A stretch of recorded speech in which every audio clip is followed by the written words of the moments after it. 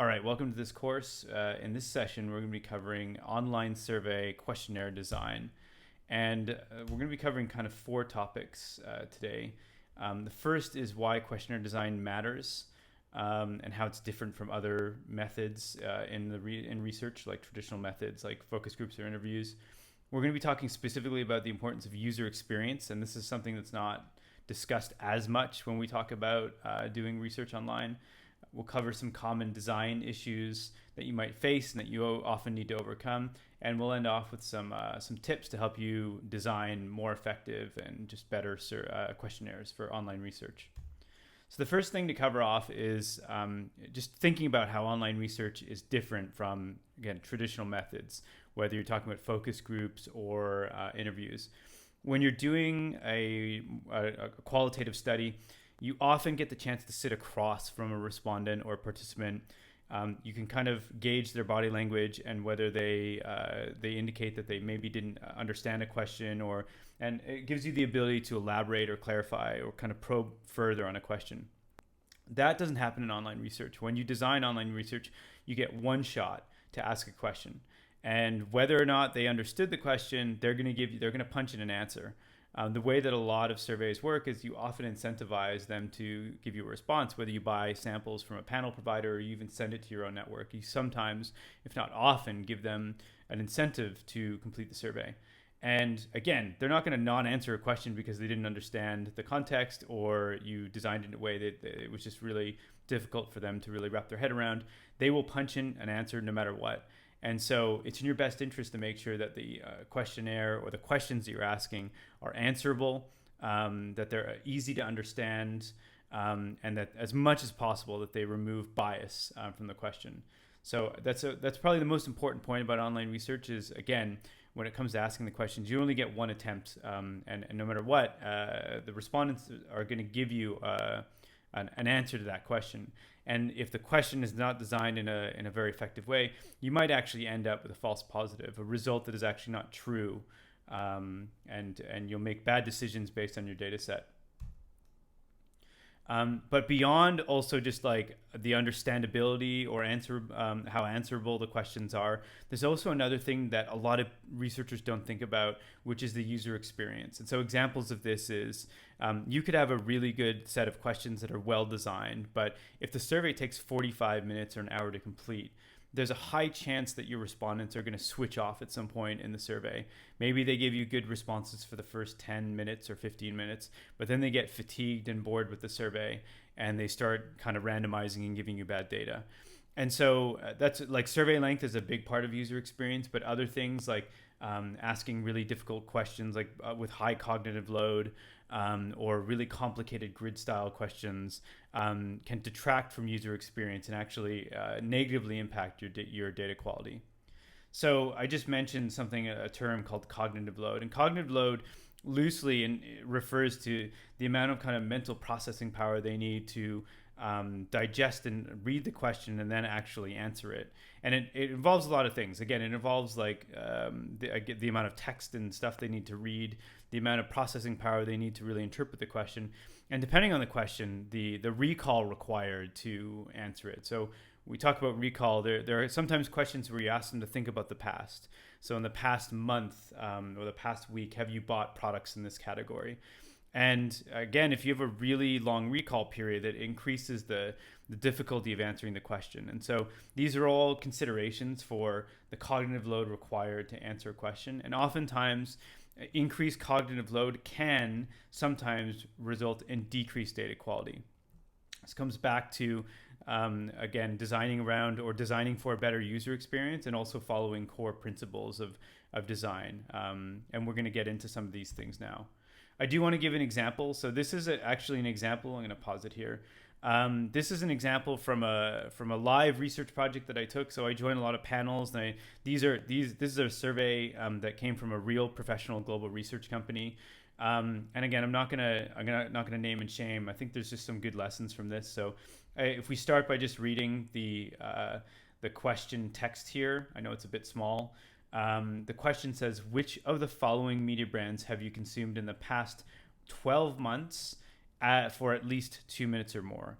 So right out of the gate, there's a lot of problems with this. In terms of like understandability of the question, it's very easy to read and understand, but there's a serious problem here.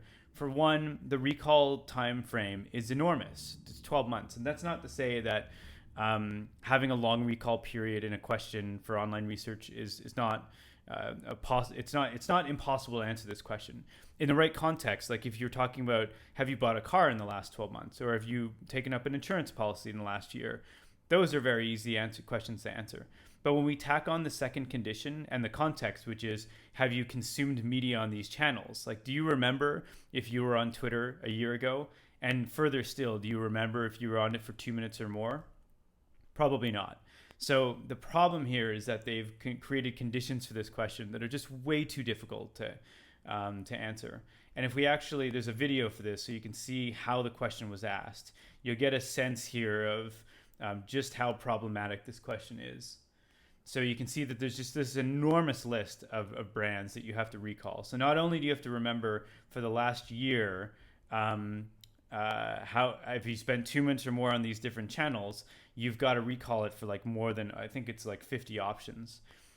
So this amounts to what is basically an impossible question. There's no way that you could really get good data for this type of question. There's funnily enough, another design flaw in this question. I took the question, so I know how it worked. And it actually had a requirement where you had to punch in an answer for either yes or no.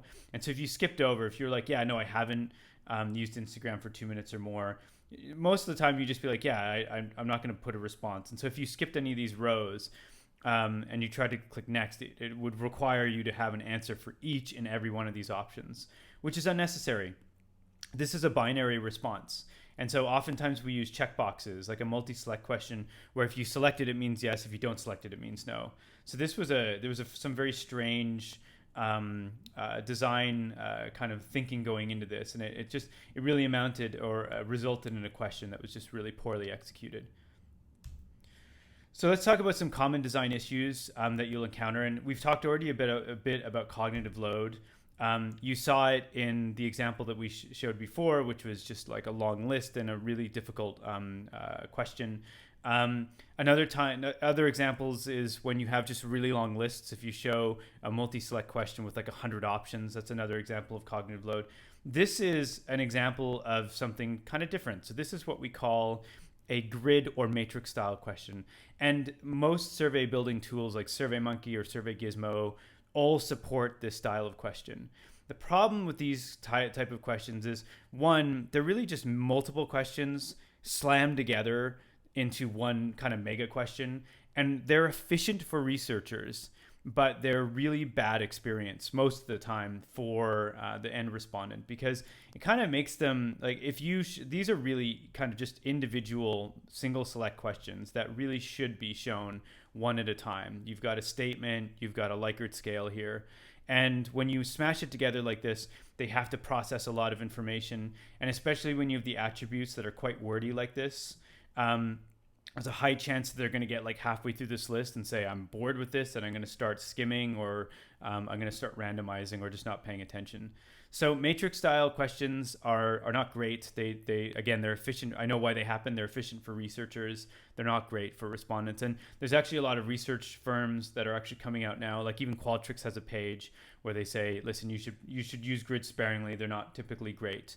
And again, it's a hard pill to swallow, because if you had a grid style question that is like this, it's going to unpack into 20, almost looks like 20 single select questions. But the respondents will be much more engaged with the questions if they're looking at these statements one at a time. So you have to be careful of these style of questions. And so a grid style question is a good example of a question that kind of imposes a high cognitive load. So now we'll talk about what we call steering or leading questions. So a question like this, how much do you like Starbucks, is not great. This isn't the worst thing, because at least the response list gives them a chance to disagree with the proposition in the sentence. But sometimes when you've got text like this, you might want to avoid steering the respondents in the question text. And so a slightly better way to neutralize the question text is something like this, where you say, what is your opinion of Starbucks? And you can use the same list. Again, most respondents will see the list and kind of understand it, but a lot of the times you should avoid a question that kind of assumes an answer or a position in the question text. And there are a lot of other examples of this, but generally, if you can kind of neutralize the text with something like this, it's generally for the better. This is a more kind of egregious example. So this was, again, a real question. This is a live example from a real survey that I saw. And the question here was, which of the following internet service providers do you use at home? And so this was actually the case. This is I live in Singapore, so this is a list from the local telcos in Singapore. I can tell you as a fact that there are more than 2 ISPs, internet service providers, in Singapore, and so this is a trap.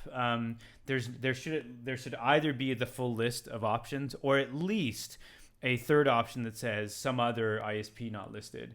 I don't know why this happened. Either it was an error or they were intentionally trying to steer to hit a quota or something. But this is bad. This will give you tremendously bad results because you are trapping the respondents to answer a certain way. And again, the respondents, a lot of panels are designed in a way that the respondents are incentivized. They get points that they can turn into reward, redemptions, and things like that. They're not going to stop taking the survey because they reached an unanswerable question and then write to you and say, hey, this was not working. They're going to punch in a response. So you need to be very, very careful about how you design questionnaires like this, and really never do anything like this. This is another live example. It's actually something I see a lot. This is what's called a Net Promoter Score question, or NPS. And the idea is that you measure in a very simple way advocacy. And the question is really simple. The question is, and a lot of times businesses will use this as a post-sale, post-transaction survey to figure out, how likely are you to recommend the brand after your transaction. And so it's generally viewed as a good diagnostic for both your experience and how likely you are to suggest the brand to others. The way that you run this is you ask it in this way. You ask on a scale of 0 to 10, so it's an 11-point scale. How likely are you to recommend this brand to a friend or colleague? And I'm showing the brand here, not trying to throw them under the bus, but because I think a lot of survey building tools actually help show the question in this way. The problem with this is that it's supposed to be shown as a simple interval scale, a numeric scale. And what you usually do is you label the top and bottom of your scale. So the bottom should be not likely at all. It should actually not be highly unlikely. It should be not likely at all. And the 10 should be something like extremely likely. And with interval scales, you don't usually label anything in between. And so they've got this weird likely thrown in there for 7 and 8s. The other problem is that the color coding also steers the respondents. The reason they're doing this is because the NPS methodology for the researcher that's processing the data guides them to categorize the people that were 0 to 6 as detractors, the 7 and 8s as passives, and the 9s and 10s as promoters. And they've actually revealed that categorization to the respondents. And the problem is this is supposed to be invisible to the respondent. They're not supposed to be able to see this information. And so because you have this weird color coding, the respondents will say, oh, red is bad, green is good, orange is kind of in the middle. And it'll steer them either I think it steers them up to higher ratings. And it's just generally presented in a confusing way. Like, why is 7, 8 likely, and even though it's kind of further towards the top of the scale? The reality is none of this color coding is supposed to be here. This likely is not supposed to be in the middle of the scale on the 7s, 8s. All that's supposed to be invisible to the respondent.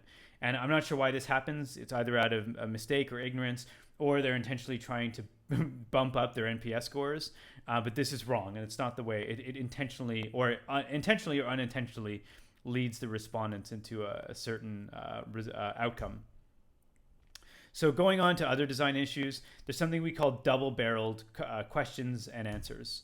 So here's an example of that. In this question, we have, which of the following brands do you like and use? So this is introducing two different concepts into the question, and it kind of really muddies the waters. So you've got a simple brand list here, so like Nike, Adidas, Asics, etc. But the problem is you may like brands that you don't use currently, or you might use brands that you don't necessarily like because maybe that brand was given to you, that those shoes were given to you as a gift or something like that. These are two separate concepts that should be measured really separately. So the right way to fix this is that you break it out, and if you really do care about both likability and usage of a brand or product, you want to run these as separate questions. So which of these brands have you used before or past year, and which of these brands do you like? So watch out for this. But beyond double-barreled question text, you also have double-barreled response lists. So here we have another example of a question. It's a simple attributes question. So which of the following attributes are important to you when deciding where to go grocery shopping? And so we've got a simple attributes list that say, the price is available at the store, convenience, location, etc. But there's a problem with this second option, which is location and travel time. You might think that they're connected, that lower travel time always equals better location, but that may not be the case. You might choose a location that's further away because it's closer to other stores you might want to go to. And so there are a lot of reasons why these two things don't always, a good location doesn't always equal shorter time traveled. And so these are two different concepts. They should really be broken down as two different attributes in your list, one for location and one for travel time. Finally, we have confusing or ambiguous questions and answers. This is just where you get into like bad wording or really bad question mechanics. And this is an example of the latter. Again, a real life example. This is a good example of where the researchers made decisions based on limitations of technology, not putting the intention of the survey first. So the question is trying to figure out how many pets do you have, and they're specifically, I think they're trying to figure out like how many households have 1, 2, 3, or 4 dogs, and how many cats, etc. They were very clearly focused on the like dog and cat owners, and they're trying to figure out how many dogs and cats they have. The problem is they should have started with the pet and then asked in like a dependency list question, how many do you have? So for example, you could have a first multi-select question that says, do you have any of the following pets? Dogs, cats, fish, whatever. And for the ones that said dogs, then you say, you said you have dogs. How many do you have? 1, 2, 3, 4, 5, 6. And the same for cats. Now, the problem with that approach is that it adds more questions. And maybe the researchers did this because there was a budget requirement. In online panel research, you often pay per question or by length. So maybe they were trying to pack this all into one question. But the right way to ask this question was to start with the pets and then ask how many of each pet you have. The problem is they designed it with the number of pets, and then you had to choose by the type of pet. So you had these different columns. So you could say, under none, I don't have a dog or I don't have a cat. Under 1 pets, I have 1 dog and 1 cat. And then there would be, if you scroll down, there was 2 and 3. You can tell this is really confusing. And where it really falls apart is under none, you've got this other option. Like, how can you have none other pets? It's just terribly confusing and ambiguous. And again, I think the reason that this ended up happening was because they put the technology in front of or how you script the survey and the limitations of that tool, or even the budget, in front of what was best for the user experience of the respondent. Here's another example, again, a live example. So this is an example of it's kind of like a super app. They do Grab does ride sharing, and they also have food delivery. And so they asked this question, will you use Grab Food again in the next 3 months? The major problem here is how differentiated the response options are here. So for example, the first option is, I will definitely not use Grab Food again. The second one is, I will not use Grab Food again. Usually you want some kind of modifier in here to say something like, I'm unlikely to use Grab Food again, to introduce like a clearer difference, because even though there's a very kind of stern word here, like I will definitely not use, there's actually not a very clear difference between I will definitely not and I will not. So they really should have, for both the top and bottom, the I will definitely not use and I will not use, as well as the I will use and I will definitely use, they should have introduced some kind of, on these middle 2 options, a modifier that made it clear that it's like I'm unlikely or I'm likely to use, that was more differentiated from the definitely. And so I think respondents might have looked at this and been like, okay, I'm a little bit unclear on this. And so this is a good example of of a confusing question type. And so just to end off here with some key tips to help you with designing better surveys, I think one of the takeaways from this hopefully is that you see that there are definitely core principles that you want to adhere to, but there's also a real art to designing surveys. And so the first tip here is always define key terms. If you're introducing a really loaded concept, and you're going to reference it throughout your survey, you might want to show a definition at the top of the survey that helps everyone have a kind of a universal understanding or a consistent understanding of the terminology when they answer.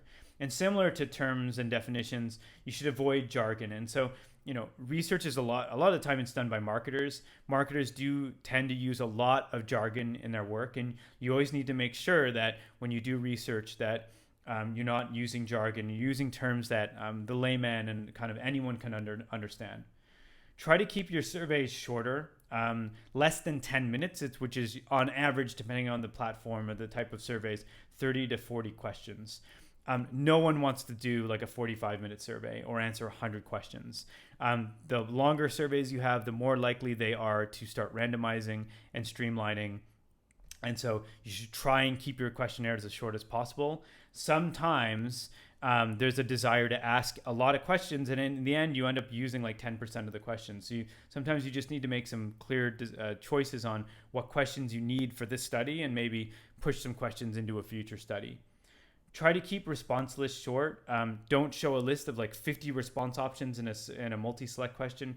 I generally suggest 15, cap it at 15. If you have a list that's longer, that you can actually split it across questions, have a continued list, but that's a kind of a guideline. But don't show a list of 50 options because the respondents will skim or they will just switch off and randomize. Don't use too many open-ended questions. Use those sparingly. And again, on the last 2 points, avoid steering or leading respondents, and definitely avoid double-barreled questions and answers. So that's it. I hope this was a very helpful session, and I hope you enjoyed the video. Thanks.